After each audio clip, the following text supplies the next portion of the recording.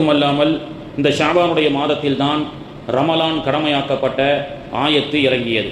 குதிப அலைக்கும் Siam comma குதிப அலல்லதீன மின் கபலிக்கும் லஅல்லக்கும் தத்தகூன் என்ற ரமலானுடைய கடமையான நோன்பு என்பது ரமலானுக்கு முன்பதாக முஹர்ரம் 10 அன்று கடமையாக இருந்த அந்த நோன்பை அல்லாஹ் மாற்றி ரமலான் ஒரு மாதம் முழுவதும் நோன்பு கடமை என்ற ஆயத்தை இந்த ஷாபானுடைய மாதத்தில் ஹிஜ்ரி 2ஆம் ஆண்டு அல்லாஹு தாலா அருளினான். அந்த அருளிய மாதம் ஷாபானுடைய மாதம். அல்லாஹுடைய தூதருடைய சலவாத்தை அல்லாஹு சொல்லுகிறான் என்று அருள்மறையிலே சொல்கின்றான் அல்லவா. இன்னல்லாஹ வ மலாயிகத்தஹு யுஸல்லூன அலன் நபி யா அய்யுஹல்லதீன ஆமனூ ஸல்லூ அலைஹி வ ஸல்லிமூ தஸ்லீமா அல்லாஹும்ம ஸல்லி அலா முஹம்மதின் அல்லாஹும்ம ஸல்லி அலைஹி வ ஸல்லிம்.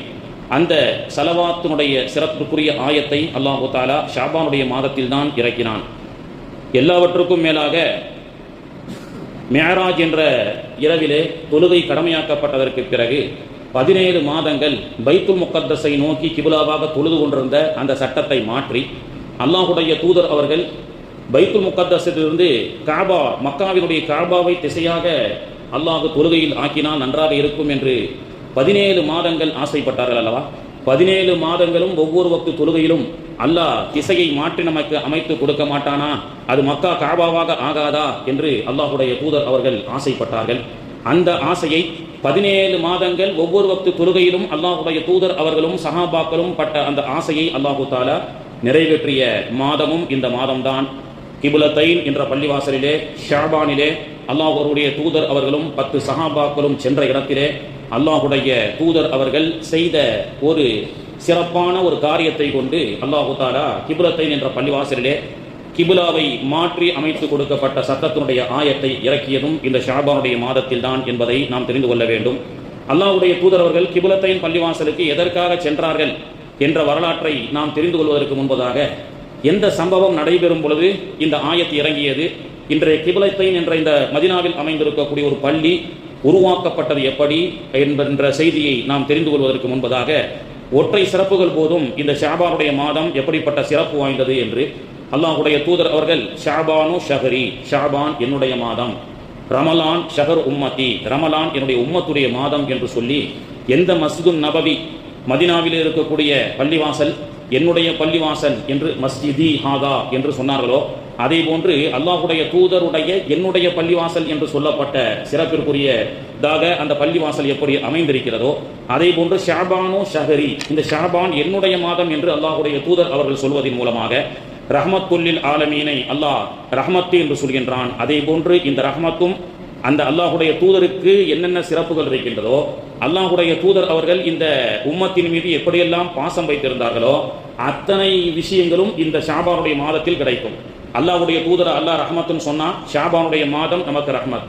அல்லாஹுடைய தூதரை அல்லாஹ் பரக்கத்துன்னு சொன்னா ஷாபானுடைய மாதம் நமக்கு பரக்கத். அல்லாஹுடைய தூதரை அல்லாஹ் ரவுஃப் அப்படி என்று சொன்னால் இந்த ஷாபானுடைய மாதம் நமக்கு ரவுஃப். அல்லாஹுடைய தூதரை அல்லாஹ் ரஹீம் என்று சொல்வதை போன்று ஷாபானுடைய மாதமும் நமக்கு ரஹீம். அல்லாஹுடைய தூதரை எப்படியெல்லாம் அல்லாஹு தஆலா சொல்லி காட்டுகின்றானோ, அல்லாஹுடைய புகழுக்கு, அல்லாஹுடைய தூதருடைய புகழுக்கு ஒரு எல்லை இல்லை, அதை வரையறைக்க முடியாது என்று சிறப்பு பெற்றவர்களாக இருப்பதை போன்று இந்த ஷாபானுடைய மாதத்திற்கும் ஒரு வரைமுறை இல்லை இதனுடைய சிறப்புகளை பற்றி என்பதை நாம் தெரிந்து கொள்ளலாம்.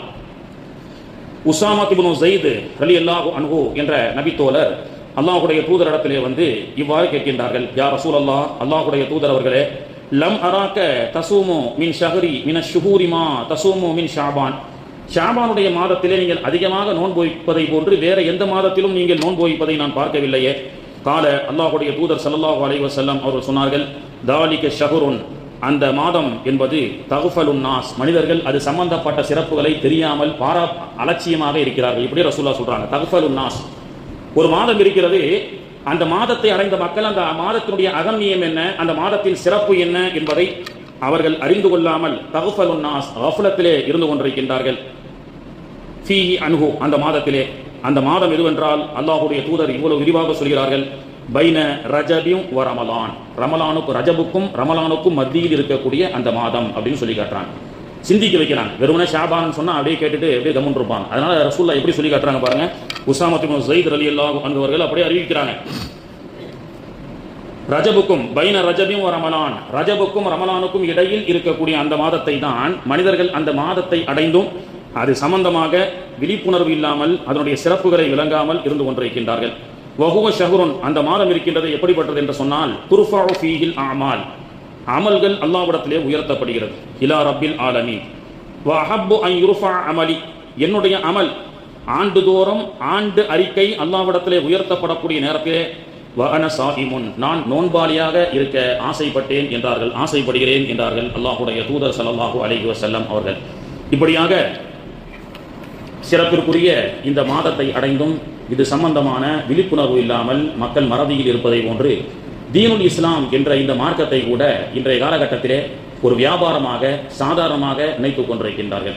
பொதுவாக கியாமத்துடைய நாளுடைய அறிகுறி என்னவென்று சொன்னால், மக்களுக்கு தீனுல் இஸ்லாம் என்ற இந்த மார்க்கத்தினுடைய மதிப்பும் மரியாதையும் சற்று குறைந்து உலகத்தினுடைய ஆதாயங்களும் ஆசைகளும் அதிகமாக இருக்கக்கூடியதை பார்க்க முடிகிறது.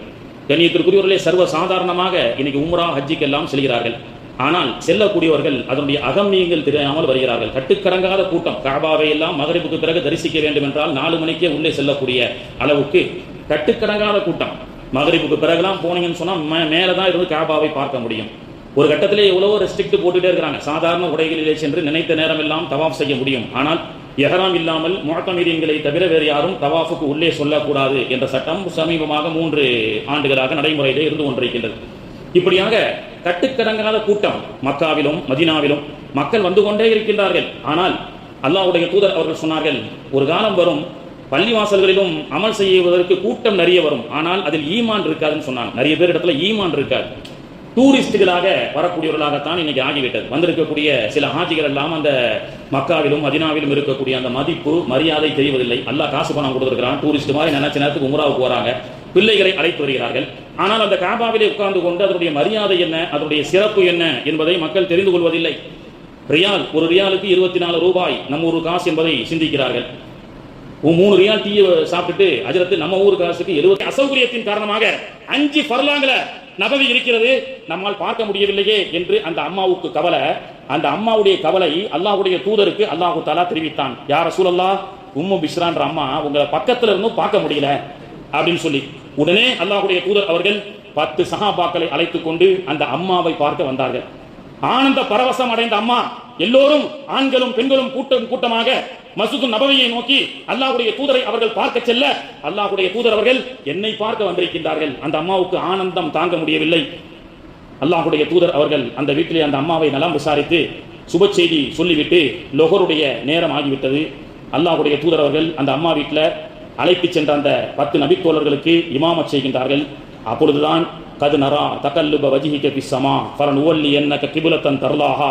அல்லாஹ் தஆலா 17 மாதங்களாக அல்லாஹ்வுடைய தூதர் ஆசைப்பட்டாங்கல்ல, பைத்துல் முகத்தஸிலிருந்து காபாவை கிப்லாவாக அல்லாஹ் மாற்றினால் நன்றாக இருக்கும் என்று அந்த ஆயத்து அந்த அம்மா வீட்டில் லொஹர் துரு வைத்துக் கொண்டிருக்கும் பொழுது இறங்குகிறது. அதுவும் இந்த ஷாபானுடைய மாதம். அதுதான் எனக்கு கிப்லத்தைன் என்ற பள்ளிவாசல்.